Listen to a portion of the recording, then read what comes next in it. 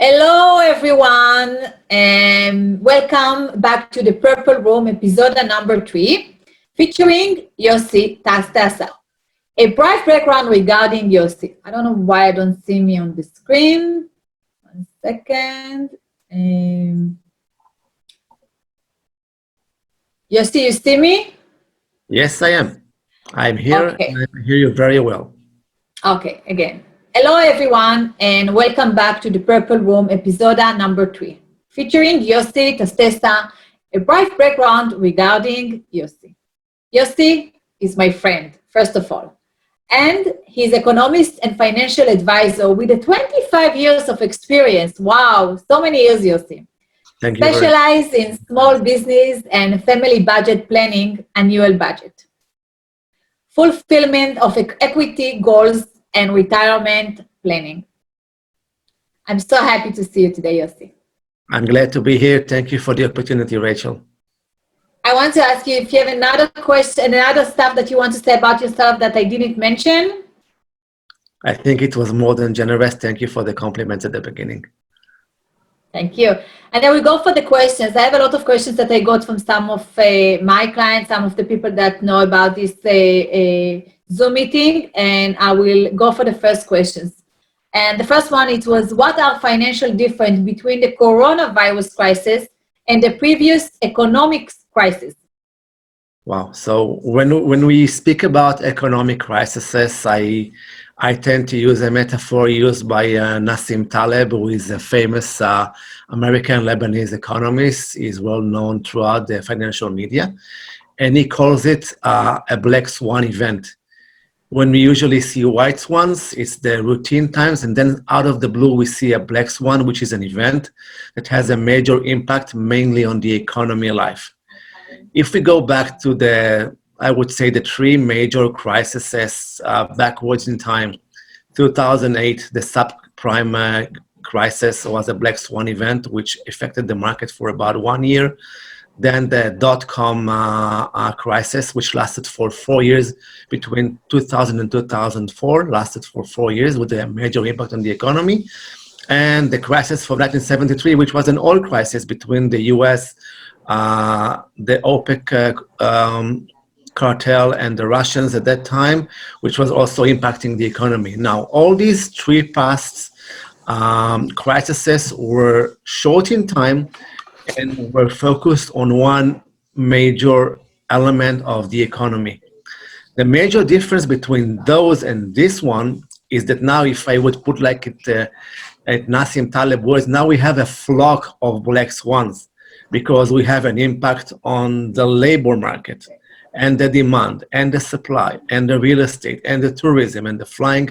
Basically, every item is impacted. And to look into the numbers, before the crisis, we had about 21 to 22,000 weekly EI claims in Canada. It jumped to over 500,000 within the same month. And as we speak today, we have about 2 million unemployed. And Wow. we're expected to go to about 4 million people altogether at the peak of the crisis.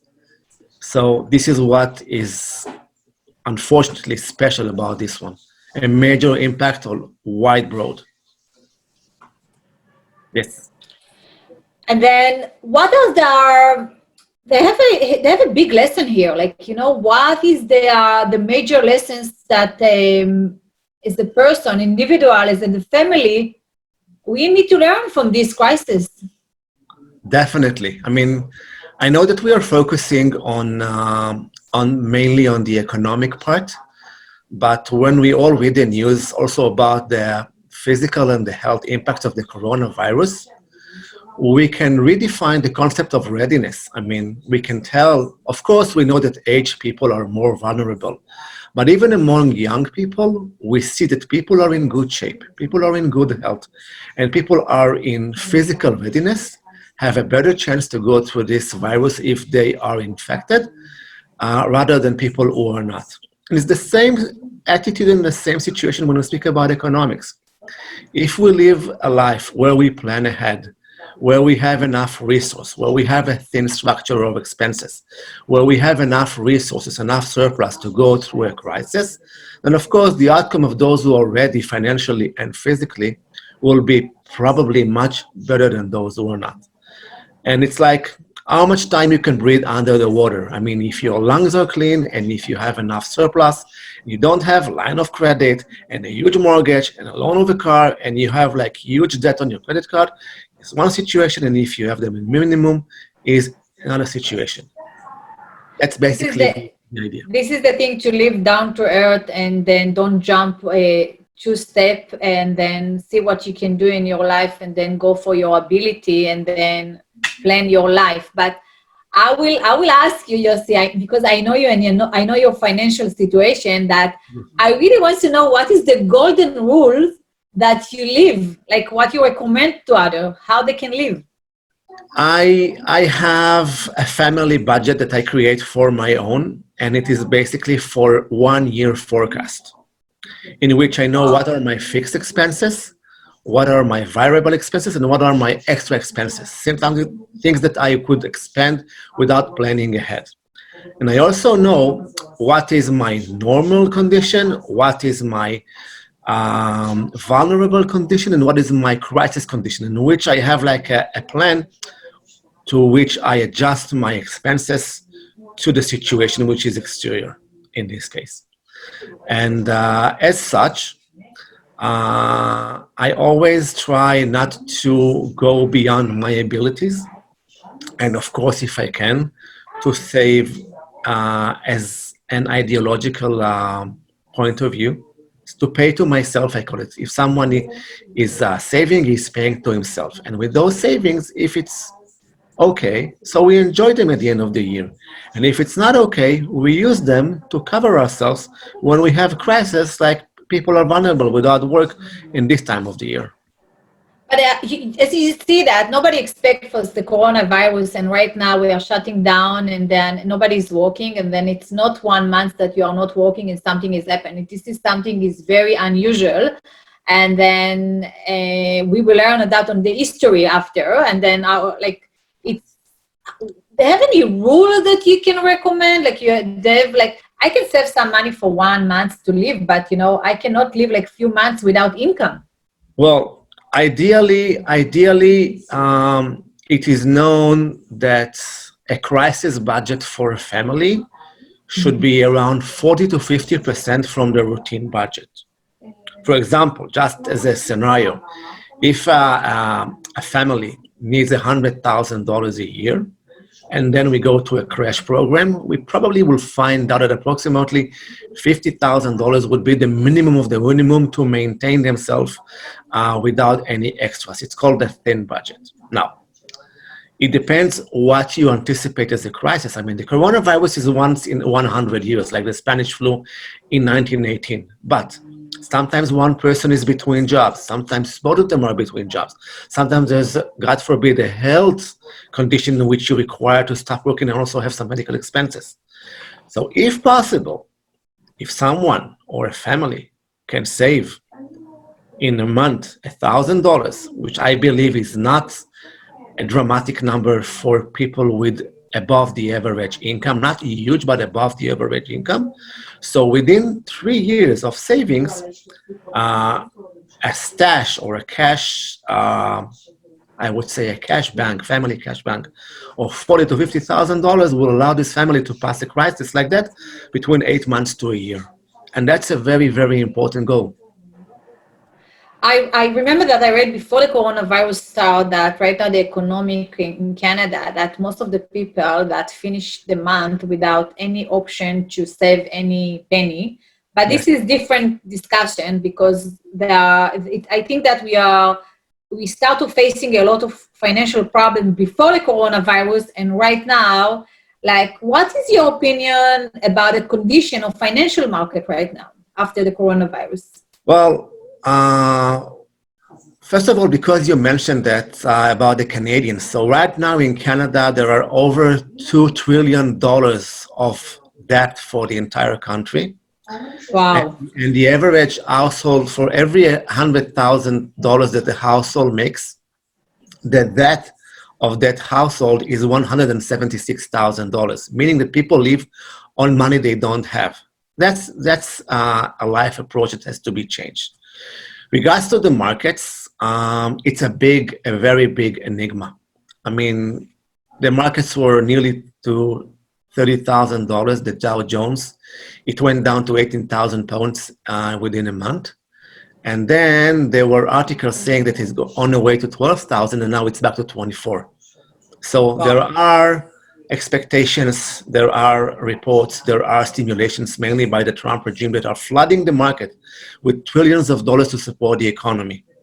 So there are, from one hand, there is the stimulus from the governments. On the other hand, there is a very sharp change in the routine economy, what we call a recession, a major recession. And there is also the expectations of the investors that are buying stocks without any, I would say, real reason for the last month, because they believe or hope that there will be changes, that the markets will open, and that the economy will go back to its normal routine in a few weeks to few months. And still, if I knew, I'd probably be rich long ago, but there are so many ideas from experts that goes in both ways. And as we all know, we'll have to wait and see. I believe now that one thing is for sure, there will be many fluctuations. You can see a one-day trend of up 5%, the other day down for 5%. It's very by the day by day. And what do you think about the labor market? What it will be in the long term? The labor market, to my belief, and I'm a small prophet in this situation, is going through probably one of the major changes in 100 years. We will probably see changes in the classic working labor model, because if once there were employees, they were employing dozens of people in the old class where they would pay benefits and pension rights, etc. We will see people are becoming more conservative and more cautious, and they will hire more contractors. We will see industries that will be wiped out. We will see more people working remotely, less going to physically to work. And we will see people that will have to do more than one job in order to have their capacity and have to pay their own income from various sources. So I believe we will have less employees, more self-employed, smaller businesses, more flexibility, with less benefit terms in the long term.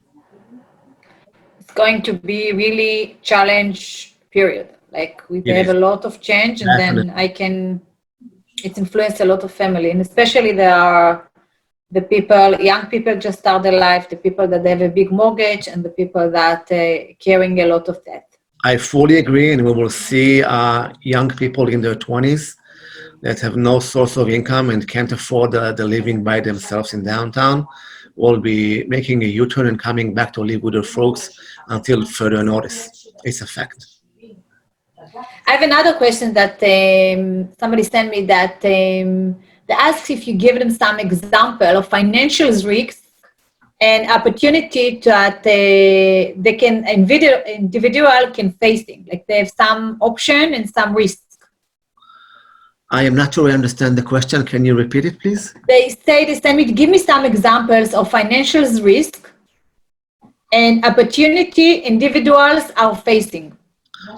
Financial risks. Okay. So the major risk is, of course, to the loss of income. People are being laid off or sent for an undefined term for leave of absence. They have no immediate income, and the risk is, of course, to pay the day-to-day checks. It's either to pay the utilities bill, the food, the insurances, or even the mortgage if it's big or small. That's a major risk. Another risk, as I said in the previous question, is for people cannot count on working in a workplace for 5, 10, or even more years, like in any classic industry. The opportunity comes with the risk at the same time, in which people can reinvent and recreate themselves. find among themselves hidden tools that they were not used to use before. A person can shift himself from being a bankman to a handyman to a builder. I used to learn years ago economics, and I financed my studies to being a plumber for 3 years, and I did it very well. And I see no reason why not. We will see small traders, and we will also see people are opening their eyes and converting the risk into an opportunity by discovering themselves through internships, through new field of expertise, to become anything they haven't dreamt of. I know it's hard to say in words, but this will be the reality. This will be the reality. I think that the most of the people right now, they get out in shock right now, but they get some process. They can right now invent themselves, like they build themselves from the beginning. And then I think for the long run, we will see people more happy. But we need to go for the hard time to get to the good time. I'm thinking that this is what will happen. But regarding the Canada government, what is kind of the relief that they are provided to individual during this crisis? First of all, there is the classic EI insurance, which you people can claim online. I mean, people who were put on leave of absence or were laid off and have paid EI years back and are insured subject to the rules of the Canada Revenue Agency, can claim EI for a few months ahead. It can be anything between 10 to 14 months normally. On top of it, there is a special relief plan, which is called CERB, which is a relief plans for individuals over the age of 15, who have made in 2019 at least $5,000 and are now out of the work market because of the COVID-19 impact. They can claim for $2,000 a month for 4 weeks, actually. And there are 7 periods. I mean, it started in March. It will end up in October.